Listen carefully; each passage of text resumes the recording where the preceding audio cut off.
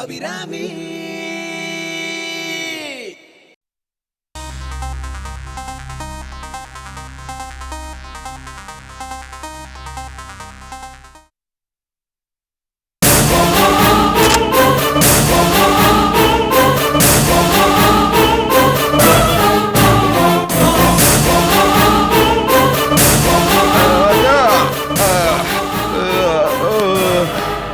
கடைசி பெட்டி இறக்கி வச்சாச்சு. அக்கா மூட்டை முடிச்சோட சென்னைக்கு வந்தாச்சு. பங்களாவை பிடிச்சி செட்டிலும் ஆயாச்சு. இப்ப சொல்லு உன் பிளான் என்னன்னு. நான் கலெக்டர் ஆக போறேன். சரி ஆகு.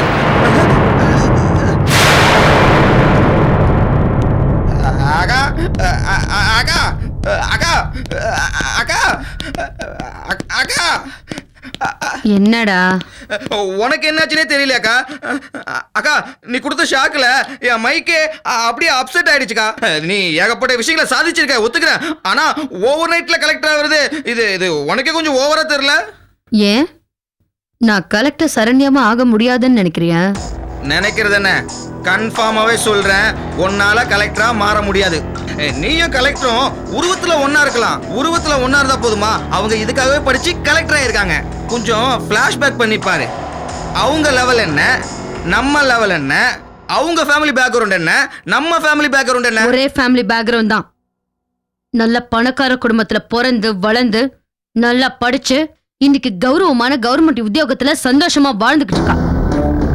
நானும் அதே பணக்கார குடும்பத்துல பிறந்தேன், ஆனா வாழல. நான் எங்க படிச்சேன்? இப்ப நான் என்ன பண்ணிக்கிட்டு இருக்கேன்? எனக்கு கிடைக்க வேண்டிய சந்தோஷம் எல்லாத்தையும் அவ பறிச்சுட்டா.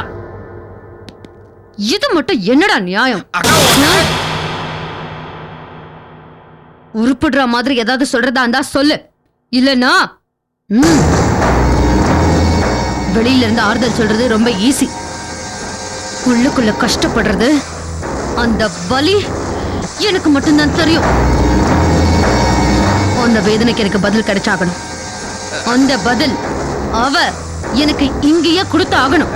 அக்கா சின்ன, என் முடிவுல எந்தவித மாற்றமும் இருக்காது. உனக்கு இதுல உடன்பாடு இல்லைன்னா நீ இப்பவே டிக்கெட்டை வாங்கிட்டு ஊருக்கு கிளம்பலாம். இது என் பர்சனல் ப்ராப்ளமா நினைச்சு நானே இதை சமாளிச்சுக்கிறேன். என்னக்கா இப்படி பேசுற? ஏதோ மனசுல பட்டத சொன்ன, அதுக்காக உன்னை என்னை பிரிச்சு பேசுற. உன்னை பிரிச்சு என்னால இருக்க முடியுமாக்கா? வாழ்வாசாவோ அது ஓன் கூடதாக்கா, ஓ கூடதான்.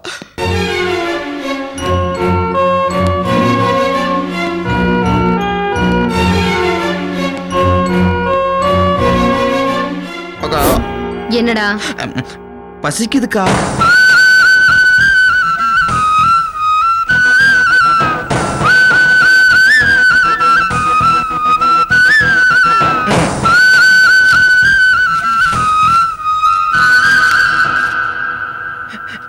தேங்க்ஸ்க்கா.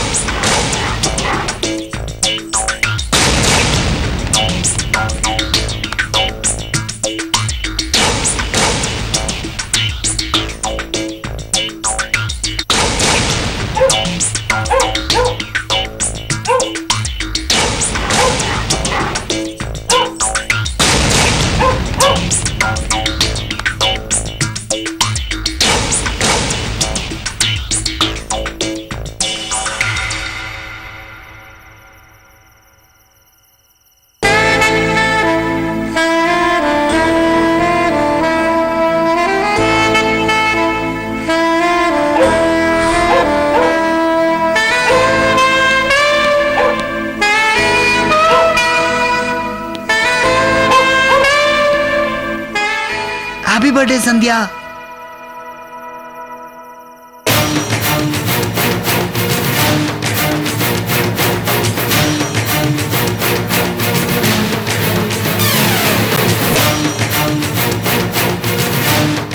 என்னாச்சு சந்தியா? எவ்வளோ ஆசையா இந்த கிஃப்டோட நான் வந்து உன்னை விஷ் பண்றேன். மூஞ்சி திருப்பிக்கிற. 12:02க்கு என் அம்மாவும் அப்பா விஷ் பண்ணாங்க. 12:05க்கு என் ஃப்ரெண்ட் எனக்கு ஃபோன் பண்ணா.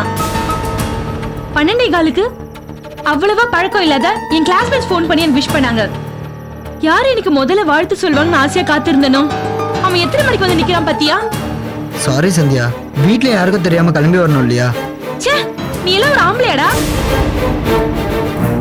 வீட்டுக்குள்ள அம்மாவும் அப்பாவும் இருக்கும்போதே நானும் எவ்வளவு தைரியமா வந்து நிக்கிறேன். நீ வரதுக்கு என்னடா கேடு? நீ நேர்ல வந்து விஷ் பண்ணணும், எனக்கு gift தரணும்னு கூட நான் நினைக்கலையே.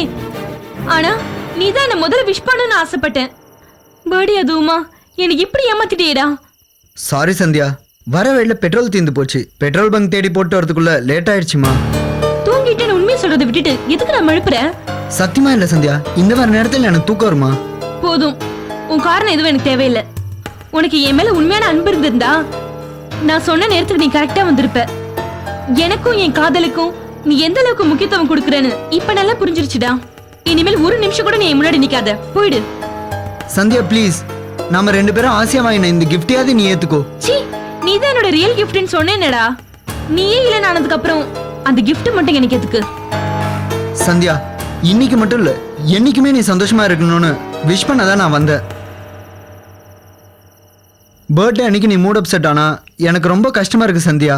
என் மூட அப்செட் பண்ணது நீ தானே. இந்த வருஷம் பர்த்டேவை உன் கூட சேர்ந்து எவ்வளவு சந்தோஷமா கொண்டாடலாம் நினைச்சேன். என் சந்தோஷத்தை நீ சாகடிச்சிட்ட.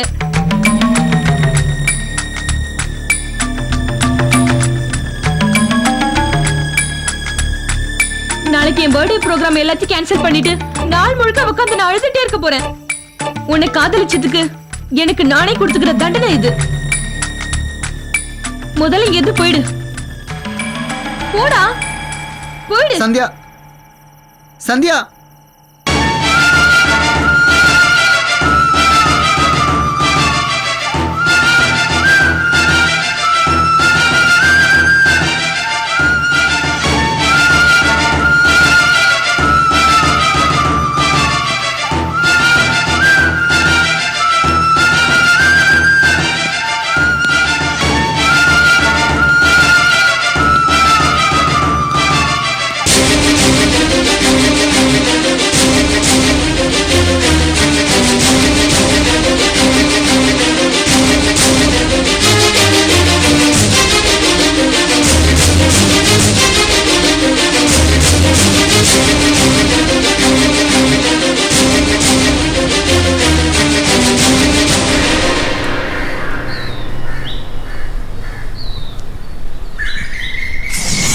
Okay Guna, thank you.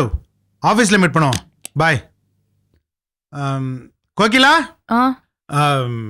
இன்னைக்கு ஒரு முக்கியமான மீட்டிங் இருக்குன்னு சொன்னல, அது கேன்சல் ஆயிடுச்சு. இன்னைக்கு நானே கட்டிடுறேன். சுப்புகிட்ட பணம் கொடுத்துருந்தேன்ல, அதை போய் வாங்கிட்டு வா.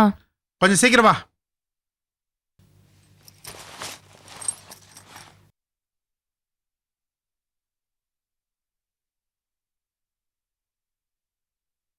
சுபு, சுபு, டேய் சுபு. என்ன மணி, நான் தூங்கும் போது எத்தனை தடவை டிஸ்டர்ப் பண்ணாதுன்னு நீ சொல்லியிருக்கேன். அப்புறமா நல்லா தூங்கு. உன் அண்ணன் பணம் கேக்குறாரு, அவரே போய் கட்டிடுறாரா. எங்க வச்சிருக்க என்ன மணி சொல்றேன்? பணத்தை? எங்க வச்சிருக்கேன்னு கேக்குறேன். அது அது அந்த பின்னாடி தொங்குற பேண்ட்ல தான் இருக்கு. இங்கயா?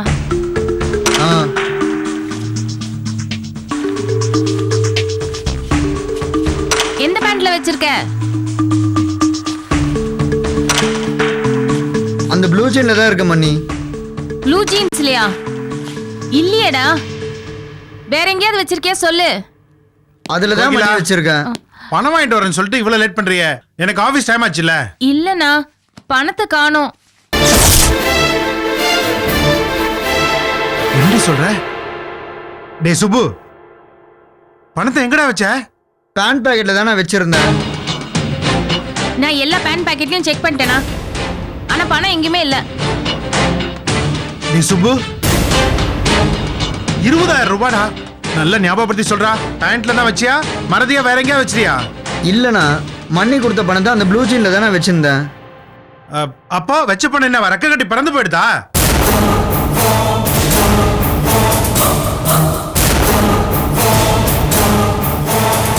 திரு திருன்னு முடிக்கிறான் பாரு. வாயை திறந்து பதில் சொல்லண்டா.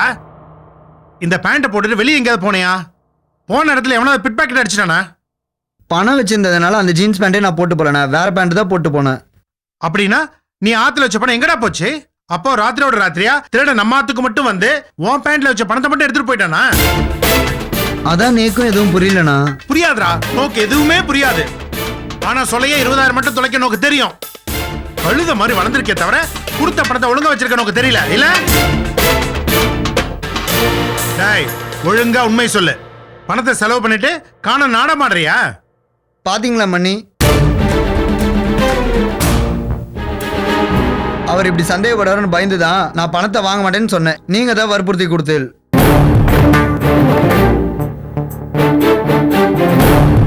கடைசியா நான் பயந்த மாதிரியே ஆயிடுச்சு பாத்தீங்களா? இப்போ உங்களுக்கு திருப்தி தானே?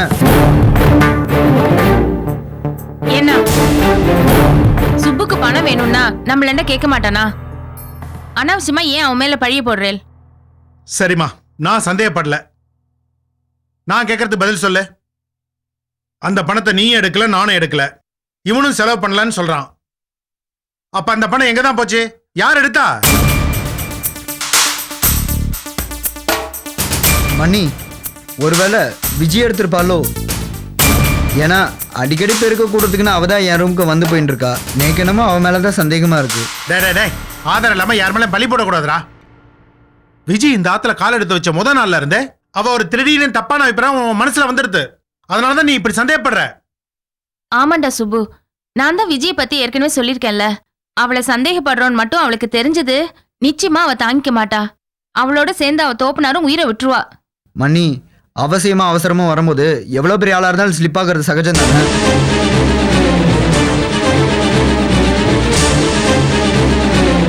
அந்த மாதிரி விஜயம் அப்படி ஸ்லிப் ஆயிருக்கலாம்ல.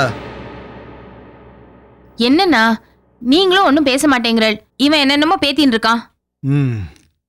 நானும் அதாம்மா யோசிச்சுட்டு இருக்கேன். நம்ம 3 பேருமே பணத்தை எடுக்கல. வெளியிருந்து யாருமே பணத்தை எடுத்துட்டு போறதுக்கான வாய்ப்பும் கிடையாது.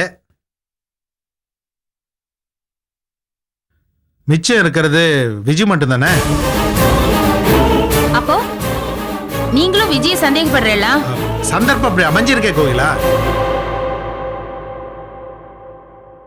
இப்ப என்னென்ன பண்றது? எனக்கும் குழப்பமா தான் இருக்கு. நம்மாத்துல இது வரைக்கும் பணம் திருட்டு போனதே இல்லை. முறையே இது நடந்திருக்கு. காரணம் விஜயோன்னு அவன் மேல சந்தேகமா வந்துடுது. அவளை சந்தேகத்தோடவே இந்த ஆத்துல வச்சிருக்கிறது அவ்வளவு நல்லா இல்லை. அவளை அவ சொந்த ஊருக்கே திருப்பி அனுப்பிடுவோம். அதான் நல்லது. என்ன நான் சொல்றேன்? வேற வழி இல்லம்மா. விஜய் நல்லவளா கெட்டவளான்னு நாம இப்ப ஆராய்ச்சி பண்ணக்கூடிய நிலைமையில இல்ல. அவளை விசாரிக்கணும்னு போனா நம்ம எல்லாருக்குமே சங்கடம் தான் வரும். நீ சொல்ற மாதிரி அவளோட தோப்பனார் ஏதாவது பண்ணிட்டாருன்னா என்ன பண்றது? பரவாயில்ல, விடவும் முடியாது. ஏன்னா 20,000 ரூபாயாச்சே, பெரிய அமௌண்ட்டுமா. இந்த தப்பை கண்டுக்காம விடவும் முடியாது. தொடர்ந்து தப்பு பண்றதுக்கு நாமளே பர்மிஷன் கொடுத்த மாதிரி ஆயிரும். ஆமா மணி, அண்ணன் சொல்றது சரிதான். நேக்கு படுறது நீங்க 2 பேரும் சுலபமா சொல்லிட்டேன். ஆனா நேக்கு மனசு கேட்கலையே. ஓ சங்கடம் எனக்கு புரியுதுமா. வேணும் ஒண்ணு பண்ண. விஜய் இல்ல நேரத்துல அவளோட பெட்டியை செக் பண்ணி பாரு. பணம் இருந்தா எதையும் கண்டுக்காம அப்படியே விட்டுரு. நாம கூப்பிட்ட உடனே அவளை அமிச்சதுக்காக நாமளும் அவளை பஸ் ஏத்தி திருப்பி அமிச்சிருவோம். ஒருவேளை பொட்டியில பணம் இல்லைன்னா என்ன பண்ணுவேன்? வேற எங்கேயாச்சும் ஒழிச்சு வச்சிருப்பா, யாருக்கு தெரியும்? டேய், இந்த ஆராய்ச்சி தான் வேணாங்கிறது. ஒவ்வொரு தரையும் நம்ம ஆத்துல தப்பு நடக்கிறப்போ அவளை விசாரிக்கிறதா வேண்டாமனு குழப்பம் இருந்துட்டே இருக்கும். அதுக்கு பேசாம அவளை ஊருக்கு அமிச்சு வைக்கிறதே நல்லது. ஐயோ, நான் பேங்க்ல இருந்து பணத்தை டிராப் பண்ணி லோன் அமௌண்ட் கட்டிடுறேன். நீ ஆத்துக்கு வந்ததும் அவளை ஊருக்கு அனுப்புற வழியை பாரு. நான் வரேன். ஏன்னா நானும் வரேன். கார்ல வெயிட் பண்ணுங்க. சீக்கிரம் வா. ஐயோ, டேய் சுப்பு, வேற எங்கேயாவது வச்சிருக்கியான்னு கொஞ்சம் தேடி பாருடா. சரி மணி.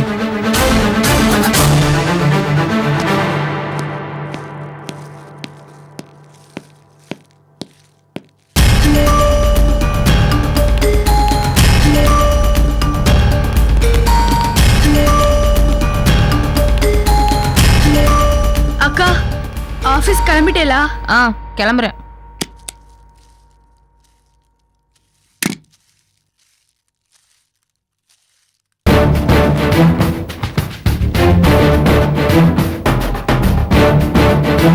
காஃபி கொண்டு வந்து தரட்டுமா? இல்லை அதெல்லாம் ஒன்றும் வேண்டாம்.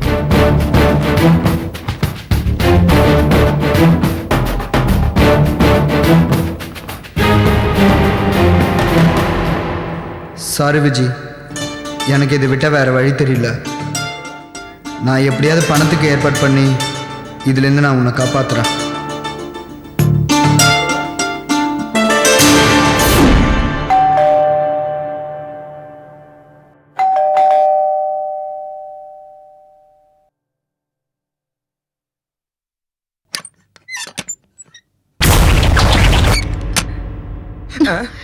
யாருன்னு பார்க்காம கதவை திறக்காதன்னு எத்தனை தடவை சொல்றது? இல்லக்கா நீ தான் வருவேன்னு நினைச்சேன்.